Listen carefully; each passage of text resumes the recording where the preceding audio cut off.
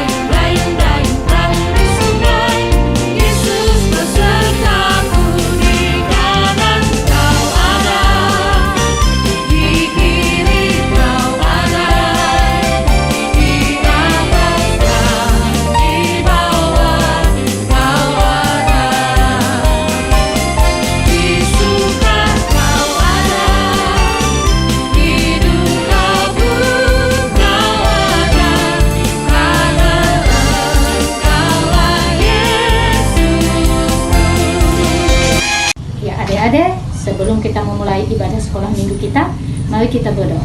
Mari kita berdoa. Bapa di surga, kami sangat bersyukur berterima kasih karena kebaikan-Mu luar biasa Tuhan. Karena pagi ini kami bisa bangun dengan tubuh yang sehat dan kuat, itu semua hanya kebaikan, karena kebaikan-Mu Tuhan. Dan sekarang Tuhan, kami mau memulai ibadah kami. Biarlah Tuhan menyertai ibadah kami dari awal, pertengahan, sampai akhirnya nanti. Kami serahkan seluruh rangkaian ibadah sekolah hari minggu kami ini Tuhan, hanya dalam tangan penyertaan-Mu. Dan nama anak-Mu Yesus kami berdoa serta memohon. Amin.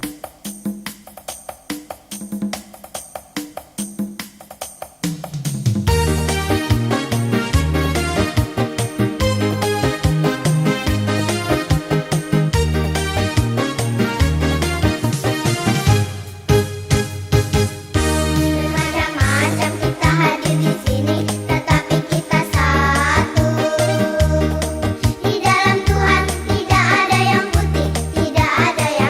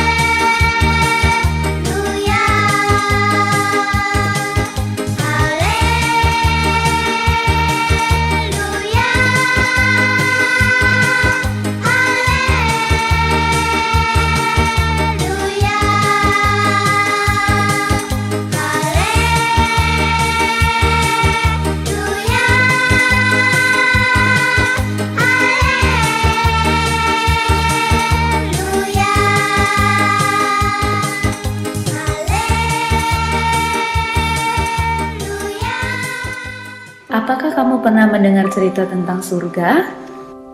Surga adalah tempat yang indah, tempat yang menyenangkan. Tuhan ada di surga dan Tuhan ingin kita semua pergi ke surga suatu hari nanti. Tentunya kamu ingin masuk surga, bukan? Ini kabar baiknya. Surga adalah hadiah gratis dari Allah. Namanya hadiah, tentu kita tidak perlu membayar. Kita semua adalah orang-orang yang berdosa. Dosa itu seperti kalau kita tidak taat kepada perintah Tuhan. Kita marah-marah, bertengkar, menyontek di sekolah, berbohong, berkata-kata kotor, berpikiran jelek, malas, dan lain sebagainya. Dosa juga kalau kita tahu yang baik tapi tidak mau melakukan, seperti membantu orang tua, beribadah, berdoa, taat kepada orang tua, tapi kita tidak lakukan, itu adalah dosa. Dosa sudah mengikat hidup kita, sehingga kita cenderung untuk berbuat dosa. Kalau kita terus berbuat dosa, maka dosa kita akan sangat banyak. Nah, dengan dosa yang banyak seperti ini, kita tidak dapat menyelamatkan diri kita sendiri untuk masuk surga. Kita seperti orang yang tenggelam dalam lumpur hisap. Tidak mungkin kita menarik rambut kita untuk mengangkat diri kita, bukan? Nah, kita juga seperti itu. Kita tidak bisa menyelamatkan diri kita sendiri untuk masuk surga. Tidak mungkin kita menyajikan kue dari gula, mentega, tepung, dan 9 telur yang baik, tetapi sudah tercampur dengan 1 telur yang busuk. Kenapa? Karena 1 telur yang busuk itu sudah mencemari semua adonan yang baik. Itu sama seperti dosa kita. Sekalipun kita banyak berbuat baik, tapi kalau ada 1 dosa yang kita lakukan, itu sudah membuat kita tidak sempurna, sehingga tidak bisa masuk surga. Tapi Allah bisa menyelamatkan kita. Mari kita melihat cara Allah. Kita harus mengerti, Allah tidak seperti kakek yang baik, yang hanya mengasihi tetapi tidak menghukum kita yang berdosa.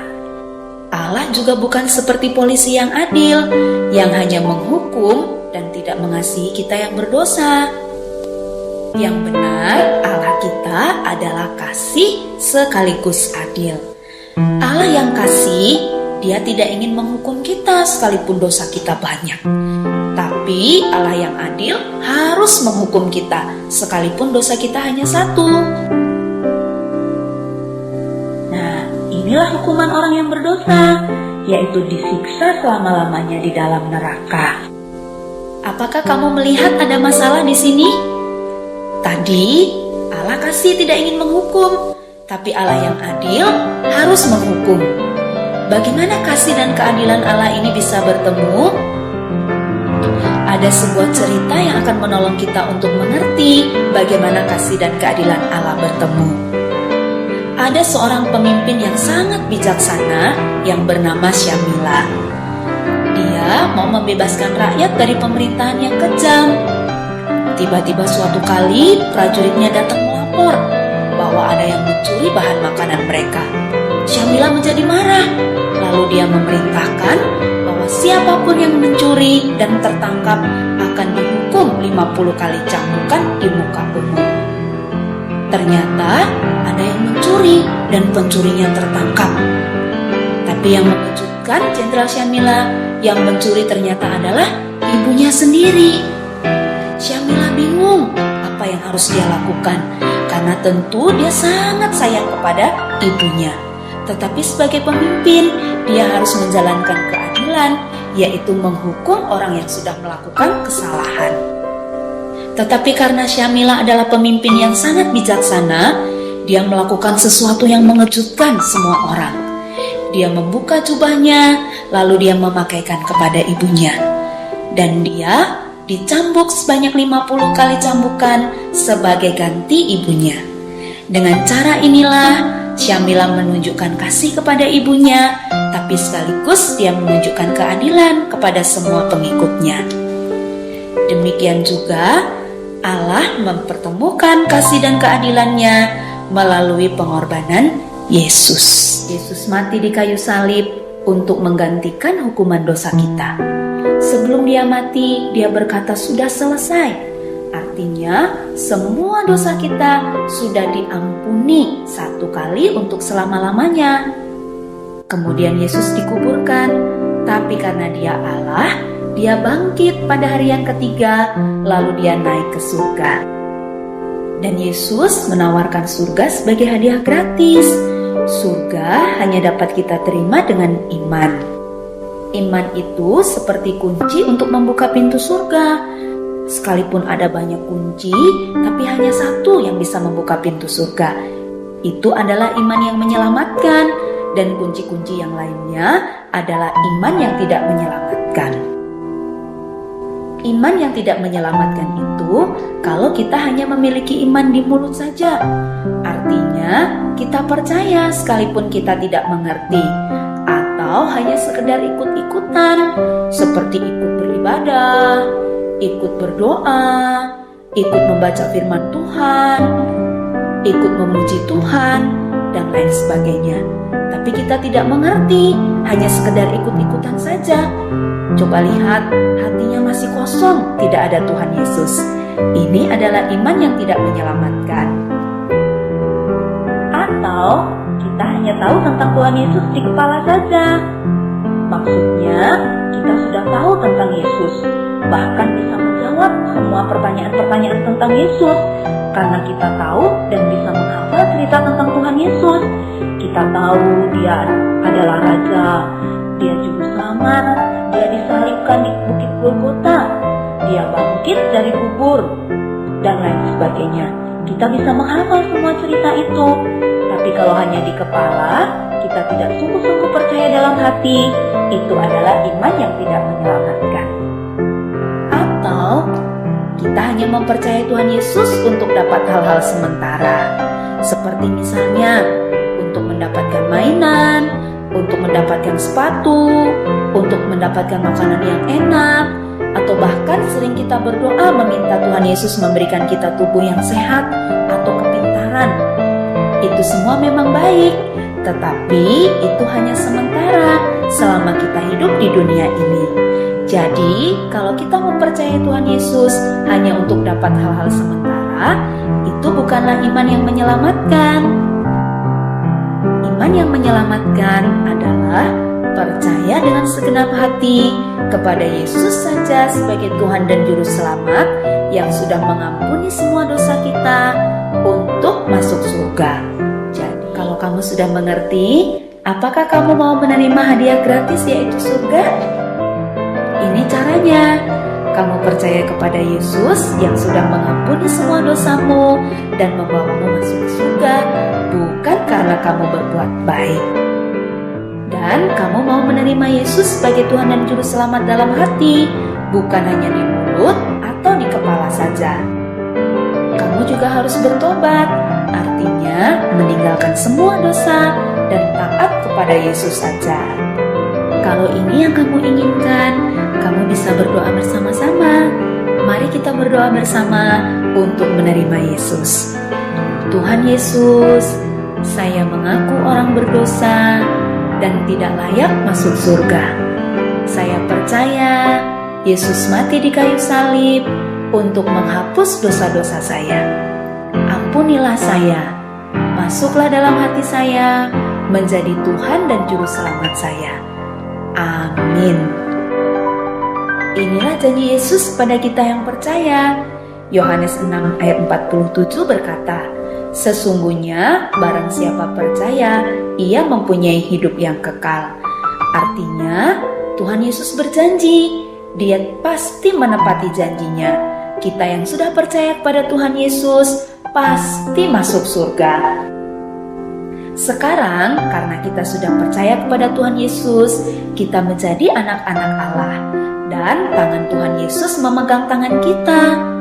Kita tidak akan pernah dilepaskannya. Sekalipun ada kalanya kita lemah, ada kalanya kita tidak taat. Tapi Tuhan tetap memegang tangan kita. Itu berarti yang menjamin keselamatan kita, yang menjamin kita pasti masuk surga adalah janji dan kesetiaan Tuhan Yesus, bukan kesetiaan kita sendiri. Itu seperti janji Yesus dalam Yohanes 10 ayat 28. Aku memberikan hidup yang kekal kepada mereka, dan mereka pasti tidak akan binasa sampai selama-lamanya, dan seorang pun tidak akan merebut mereka dari tanganku. Ini janji Tuhan Yesus kepada kita. Tuhan Yesus memberikan hidup yang kekal kepada kita yang percaya, dan kita yang percaya tidak akan binasa sampai selama-lamanya, dan tidak ada yang bisa merebut kita dari tangan Tuhan. Sekarang kita sudah jadi anak-anak Allah, dan Allah ingin kita bertumbuh melalui membaca Alkitab, berdoa setiap hari, berbakti atau beribadah di sekolah minggu, bersekutu, dan bersaksi, menceritakan tentang Tuhan Yesus dan keyakinan kita masuk surga kepada orang lain. Adik-adik, sebelum kita mempersembahkan persembahan kita, mari kita bersatu di dalam doa. Mari kita berdoa. Selamat pagi Tuhan Yesus, selamat pagi Roh Kudus. Ya Tuhan, hari ini anak-anak-Mu, Tuhan akan memberikan persembahan kepadamu. Tolong Tuhan Yesus berkati tangan-tangan anak-Mu yang akan memberikan persembahan ini, agar berguna bagi pelayanan-Mu serta gereja-Mu Tuhan. Dan juga berkati orang-orang yang memberikan persembahan ini dengan penuh sukacita Tuhan. Hanya ini doa dan permohonan kami. Haleluya, amin.